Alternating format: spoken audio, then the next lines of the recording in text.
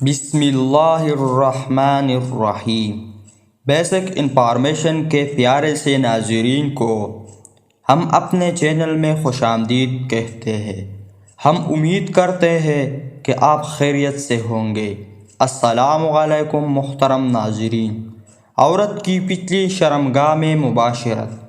بہت سی خواتین اس بارے میں شکایت کرتی ہے کہ ان کے خاوند زبردستی یہ کام کرنے کو بولتے ہیں، اور اس کے بارے اسلامی لحاظ بھی پوچھا ہے کہ اسلام اس بارے میں کیا حکم دیتا ہے۔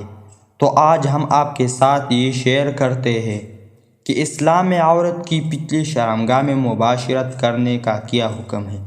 تو یہ اسلام میں کبیرہ گناہ ہے، چاہے حیض کے دنوں میں یا عام دنوں میں۔ نبی صلی اللہ علیہ وسلم ایسا کام کرنے والے پر لعنت کی ہے اور فرمایا ایسا شخص ملعون ہے جو عورت کی پچھلی شرمگاہ میں مباشرت کرتا ہے۔ بلکہ نبی صلی اللہ علیہ وسلم نے یہاں تک فرمایا جس نے حائضہ سے مباشرت کی یا کسی کاہن کے پاس آیا تو اس محمد پر نازل شدہ قرآن سے کفر کیا۔ بہت سی بیویاں اس بات سے انکار کرتی ہے، لیکن کچھ شوہر انہیں طلاق سے ڈرا دھمکا کر منوا لیتے ہیں، اور کچھ اپنی بیوی کو دھوکہ دیتے ہیں۔ بیوی شرم و حیا کی وجہ سے اہل علم سے پوچھ نہیں پاتی، اور وہ اسے کہہ دیتا ہے کہ یہ حلال ہے۔ کہ نبی صلی اللہ علیہ وسلم نے فرمایا کہ خاوند کو اپنی بیوی کے ساتھ ہر طرح سے مباشرت کی اجازت ہے، آگے سے پیچھے سے، بشرطیہ اولاد کی جگہ سے مباشرت کی جائے۔ اور یہ بات سب کو معلوم ہے کہ پچھلی شرمگاہ خانے کی جگہ ہے، اولاد کی جگہ نہیں ہے۔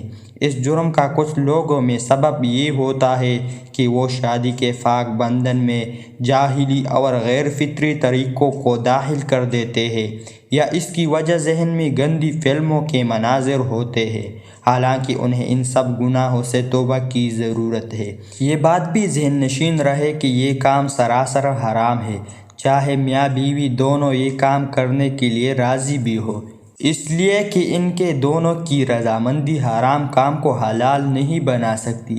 پچھلی شرمگاہ میں مباشرت کسی نبی کی شریعت میں جائز نہیں ہوئی، اور اگر اللہ تعالی نے فرج آگے والی شرمگاہ میں حیض کی حالت میں مباشرت صرف اس لیے حرام کی ہے کیونکہ اس میں عارضی طور پر گندگی ہوتی ہے، تو اس کے بارے میں کیا خیال ہے؟ جو ہمیشہ ہی گندگی کی جگہ ہے، بلکہ اس میں نقصان بھی ہے کہ اس فعل سے نئی نسل پیدا نہیں ہوگی، اور یہ بھی ممکن ہے کہ لوگ خواتین کی دوبر سے آگے چلتے ہوئے بچوں کے ساتھ بھی غیر فطری کام شروع کر دیں۔ عورت کا بھی اپنے خاوند پر حق ہوتا ہے، اور دوبر میں جماع سے اس کی حق تلفی ہوتی ہے، جس سے عورت کی شہوت پوری نہیں ہوتی اور اس کا مقصود بھی حاصل نہیں ہوتا۔ پچھلی شرمگاہ کو اللہ تعالیٰ نے جماع کے لیے نہیں بنایا اور نہ ہی اس کام کے لیے تیار کیا ہے، چنانچہ فرج چھوڑ کر دوبر میں مباشرت کرنے والے اللہ تعالیٰ کی حکمت اور شریعت دونوں سے باہر نکل جاتے ہیں، کیونکہ فرج میں فانی جذب کرنے کی صلاحیت ہوتی ہے، اسی سے مرد کو سکون ملتا ہے، جبکہ پچھلی شرمگاہ میں مکمل فانی جذب کرنے کی صلاحیت نہیں ہوتی، اور نہ ہی مکمل طور پر فانی دوبر میں نکل پاتا ہے، کیونکہ یہ ہے ہی فطرت کے خلاف۔ یہ جگہ گندگی اور فحانے کی ہے، اور انسان اس جگہ کو اپنے سامنے رکھتا ہے، اور گندگی اس کے جسم کو بھی لگ جاتی ہے۔ عورت کے لیے بھی یہ نقصان دہ ہے، کیونکہ یہ فطرت کے بالکل منافی ہے۔ یہ کام کرنے والے اور کروانے والے کے مزاج میں ایسی تبدیلی آتی ہے جس کی اصلاح ممکن نہیں۔ اگر توبہ کر لے تو شاید اللہ تعالیٰ اس کی اصلاح فرما دے۔ یہ کام لعنت کا موجب اور اللہ تعالیٰ کی ناراضگی کا سبب ہے، جس سے اللہ تعالیٰ کی نعمت زائل اور بندہ غضب کا مستحق ٹھہرتا ہے۔ اللہ تعالیٰ ایسا کام کرنے والے سے اعراض فرما لے گا اور اس کی طرف رحمت کی نظر سے نہیں دیکھے گا۔ ذرا سوچئے اس کے بعد اسے کس خیر کی امید ہو سکتی ہے اور کس طرح تکالیف سے بچ سکتا ہے۔ انسان کی زندگی کیسی ہوگی جب کہ اللہ تعالیٰ کی لعنت اس پر برستی ہو اور اللہ تعالیٰ اس کی طرف رحمت کی نگاہ سے نہ دیکھے۔ اس کام سے حیا کلی طور پر رخصت ہو جاتا ہے، حالانکہ دل کی زندگی حیا سے ہی ہے۔ اگر دل سے حیا ہی مٹ جائے تو گناہ کو بھی انسان اچھا سمجھنے لگتا ہے اور اچھی چیزوں کو برا جاننے لگتا ہے۔ یہاں آ کر برائی اس پر مکمل حاوی ہو جاتی ہے۔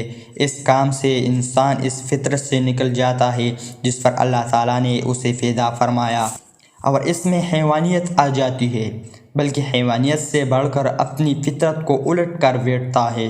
جب فطرت ہی الٹ جائے تو دل، اس کے کام اور چال چلن سب الٹا ہو جاتا ہے، اسی لیے بری چیزیں اسے اچھی لگنے لگتی ہے۔ اس سے انسان میں مذموم قسم کی جرت پیدا ہو جاتی ہے جو کسی اور گناہ سے پیدا نہیں ہوتی۔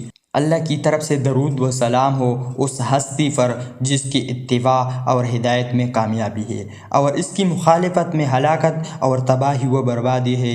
یہ ویڈیو شیئر کریں اور لوگوں کو اس گناہ سے بچانے کی کوشش کریں۔ السلام علیکم ورحمۃ اللہ وبرکاتہ۔